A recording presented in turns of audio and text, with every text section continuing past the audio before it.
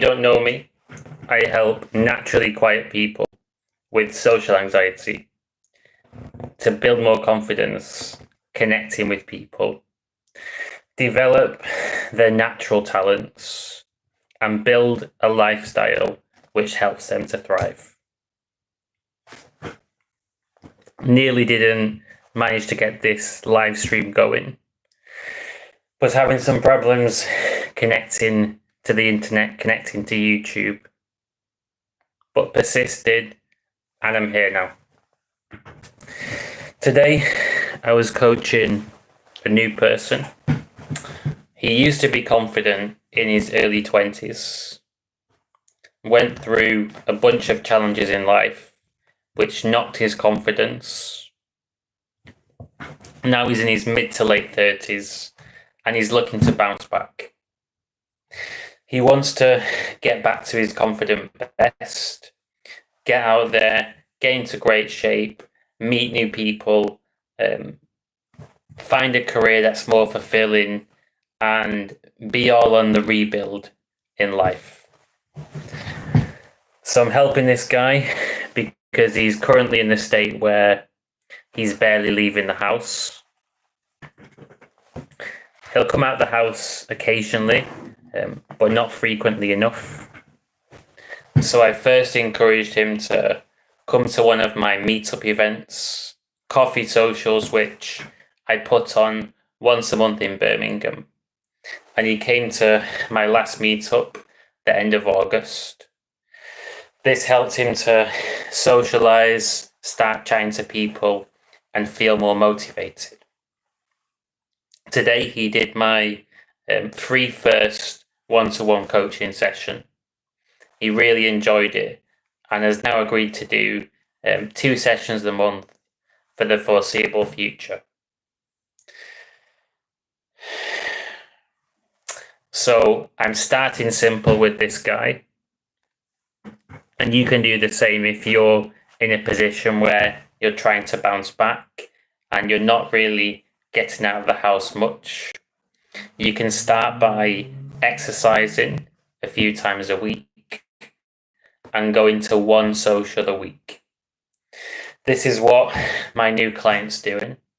So he's going to start swimming a couple of times a week and pick out one social on meetup.com each week to go down to.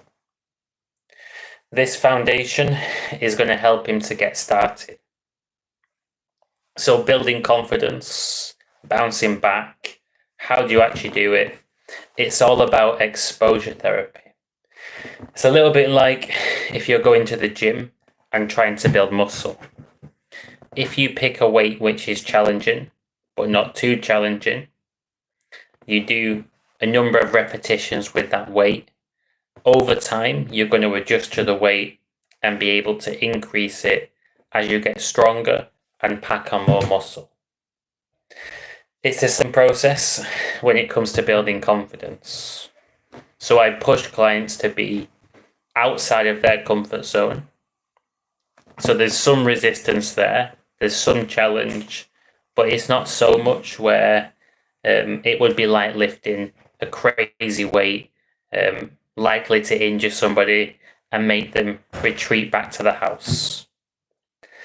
So I'm trying to get them the foundations and fundamentals in place so they can keep building on this as the coaching progresses and they're getting increasingly more and more confident and feeling more equipped to deal with challenges.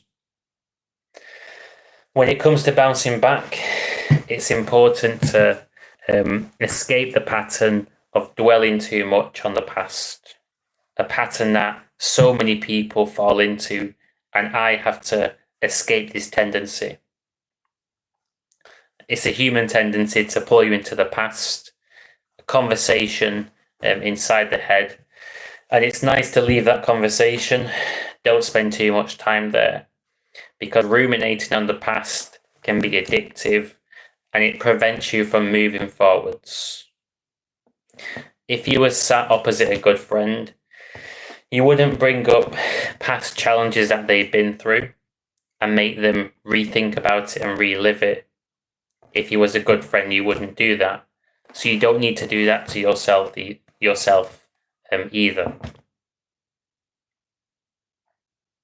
It's important to talk about the past if it's really bothering you and it's just ruining your day. You're still processing it, because then it's going to clear it out of your system and you'll feel lighter. But if you want to go beyond temporary relief and experience permanent changes, it's actually beneficial to stop talking about the past. It helps you in a second way as well, letting go of ruminating on the past. Because when you know that you don't ruminate too much on the past, you don't dwell much, you're less worried about being scarred in the future. You're less worried about refacing a painful situation, such as a rejection, someone cheating on you, a breakup, being made redundant, whatever the challenge is for you. Because you know that you can brush it off, you can keep on moving forwards, it's not going to break you. You've handled it in the past, you can handle it again. And I'm not being silly and saying don't be sad if you're going through a breakup or you lose your job. You're only a human. And it's normal to feel the full range of human emotions. And actually, I want to experience the full range of emotions. And as one of my clients says, I want to fully participate in life, the highs, the lows, everything. So I don't mind that. But it's important to not stay in that place for too long. Years later, you don't want to be still going over past stories and keeping them alive. So this helps people bounce back. So I'm going to look for times where this guy is ruminating on the past in a way that's unhealthy, and try to challenge his beliefs and help him reinterpret the past in a more positive way. Often, our mindset determines how we perceive different situations. And if you think that people aren't talking to me because they don't like me, you'll find evidence of that happening. But when the belief is challenged and you think, well, perhaps other people are afraid, perhaps they're a bit closed off, perhaps they do like me, perhaps they don't know me, and they therefore don't have enough information to form a judgment. When you start to challenge people's beliefs, they start to see the world differently, replacing assumptions about life. And I thought I would now share a little mindset, a reframe that you can use, which helps out a lot of clients, especially with social anxiety. And this is to talk to new people as if you've known them for years and they're great friends. Speak to them like close friends or family members. Assume familiarity. And this can really help you to open up and be yourself. People often don't like simple advice when it comes to beating social anxiety. But the simple advice actually works. How do you get confident interacting with people? Talking. Go out there and talk to people. Keep it really simple. See how it feels. Does it feel good? If it feels good, you know that you're connected to yourself. There's self-connection. And you're authentically expressing who you are. Amazing. Then start talking more. Try exploring, expressing different parts of your personality. When you're good at talking, also practice listening. Are you genuinely listening to people, when they're speaking to you? Or are you actually thinking ahead and planning out what you're going to say next? Thinking of a question to ask, not really present, listening to the other person. So simple, so often overlooked. When you get listening right, it helps out your conversations so much. It requires a lot of courage to make eye contact with somebody and truly listen, because then you're not giving yourself the opportunity to think ahead. You're trusting yourself to improvise in the moment. And when you fully trust yourself, there's always something to say. When I do my live streams, like now, for example, I don't have a plan of what I'm going to talk about. I'm just in the moment speaking. Rarely do I think ahead. Occasionally I think ahead, but rarely. And I don't run out of things to say. We all have this ability. It's a muscle. It's a move. Everybody can use it. Every client, when I put them on the spot, has the ability to talk and talk and talk. A guy I was coaching last weekend, I put him on the spot on purpose to help him out, a friendly push. And I asked him a bunch of questions which were asked at a previous event that I was running. And he felt afraid to answer those questions at the event itself. Afraid of saying something wrong, afraid of running out of things to say. And when put on the spot, when he let his guard down and really committed, he had amazing answers to all the questions.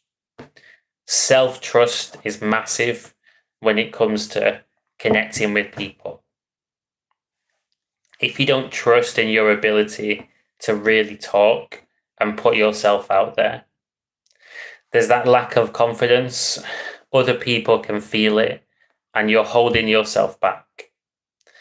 But when you're really in the moment, like I am now, not thinking ahead whatsoever, just trusting that I can talk and talk and talk, it's so much better. There's a level of vulnerability when you commit in this way to being present in your conversations. Something which I teach my clients is to try and hold eye contact in conversations a lot more than you're used to doing. When you hold eye contact, you literally can't think what to say next. Because when you think what to say next, I'll show you what happens. Your eyes go up. You break eye contact. So holding eye contact during a conversation, it keeps you present in the moment, keeps you in the interaction. You're truly listening and you're truly talking. You're really connecting. And also know that there's different breeds of dogs, there's different breeds of people, different personality types. You're not going to connect with everybody because you're not a social chameleon. You can't adjust and adapt to connect and fit in with every different person. And you don't need to do that. To build confidence, you just need to practice talking and listening as yourself and get the discipline in place. When you're going out there with your routine, exercising, dieting, socializing, all these great things, you're gonna be feeling more confident over time. You're putting in the foundations now, training for a more successful and brighter future. And it's an endless journey. I'm challenging myself this month to push things further, to do more in my business, because I don't want to stagnate. I want to always keep it moving and always grow. So, for example, I'm putting together a bunch of group courses. In the past, it's been pretty much just one-to-one coaching that I've been offering through my business. I've done one weekend program in the past, which I really enjoyed, for a group of people. I'm now doing more group coaching, public speaking coaching for groups of 10 people, a social anxiety mastery course, taking someone from saying hello and feeling stifled and nervous to public speaking with confidence, expressing their opinions in groups, holding their own in social situations. So I'm challenging myself to put on multiple courses in a month, do the live streams as well as full-time coaching and so much other stuff, so that I'm getting that exposure and testing my limits and growing. It's great to know that you can handle more than you might currently believe. It's great to expand your awareness of what you can actually handle. And when you can make it so that you're in that sweet spot where you're outside the comfort zone, but not so much where you're going to burn out or crash, and you can stay in that spot over time, you always grow. You always learn to handle more, and something that might feel scary today can feel normal and ordinary tomorrow. Think about crossing roads, for example. Crossing roads is actually quite a dangerous situation. You're facing the fear of death every single day, but it doesn't trigger the adrenaline, doesn't make you stressed out. You don't get drained from crossing roads, or at least I never met anybody who does. This is because it's become normal. You're in control of the situation. You know how to manage it safely. You know you're going to be fine. And you just do it. You don't make a big deal out of it. This is how you conquer other fears. You get to a stage where you know how to remain in control so that you're always safe. You know how to navigate the situation. Just your way to road. So you know how to navigate the situation safely. And you're repeatedly doing it. And you're not talking about it that much. You're not making a big deal. You're not building it up into something scary. You're just doing it and it becomes normal. You can do this with anything that you're afraid of. It just takes time, patience. And this is where coaches come in. A large part of my teaching is that I can get better at connecting with other people. And sometimes you might feel a bit off key. There might be glitches when you're speaking to somebody, just like in this live stream, it's kind of connecting and reconnecting. These things happen. So how do you bounce back in confidence? Let's get back on track. You build a disciplined routine. For the guy that I'm currently coaching, just started coaching, he's going to go to one social group a week and swim twice a week. That's the starting point. Over time, I'm going to get him to exercise more and go to a couple of socials a week. From there, I'm going to get him to watch his diet, start to get the diet healthier, the sleep pattern better, address all the basics so that no stone is left unturned. From that strong foundation, that good healthy routine, I can then teach him the important social skills, the boundaries with people, being more confident, holding his own, so that he can really start to feel the effects of this when he's going out there and socializing with people. He's more open, more connected. I can help him work through his issues. And it's nice to learn from the past. If there is a purpose of reflecting on the past, it's to learn. So I'm going to help this guy build himself up so that Not only is he every bit as confident as he was in his early 20s, but also more robust, more resilient, stronger, and more aware due to the experience and the lessons learned. I know how to build confidence because I'm someone that used to lack confidence to the extreme.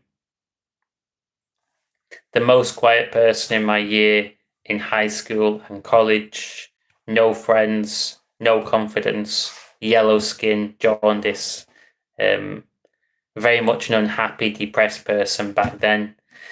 So I couldn't speak to anybody. Socializing was a completely alien thing. And I taught myself from scratch at the age of 18 how to socialize with people, received a lot of coaching myself, and now 11 years later, I've become a coach with my own business, helping people get confident. If you're enjoying this stream and you want to bounce back, build confidence, and you want some help and support, someone to hold you accountable, get you past your challenges, you're very welcome to drop me an email and I'll give you the first coaching session free of charge so you can try my coaching before deciding if you want to do more sessions. You're also welcome to email me and inquire about my events. I currently do them once a month in Birmingham. They're great fun, really, really popular. Lots of people are leaving positive comments about the events themselves. They're growing in confidence as a result of turning up, joining in the group exercises, the discussions, and the experiences that they're getting. So I'm going to sign off this live stream for now. I've enjoyed it, as I always do. Have another coaching session tomorrow at 2 p.m, which I'm looking forward to, with a new person as well, a video call. I also have a positive routine. I'm going to be going for a 5K run in the morning, strength training workout, meditating, getting myself focused for the session, helping this guy out. Really enjoyed the live stream. Definitely feeling tired now, feeling ready to rest up, pushing myself. If you're new to the channel and you want to join in with future live streams, ask questions, drop messages in the chat, etc., feel free to subscribe to my channel. Until next time, enjoy the rest of your day.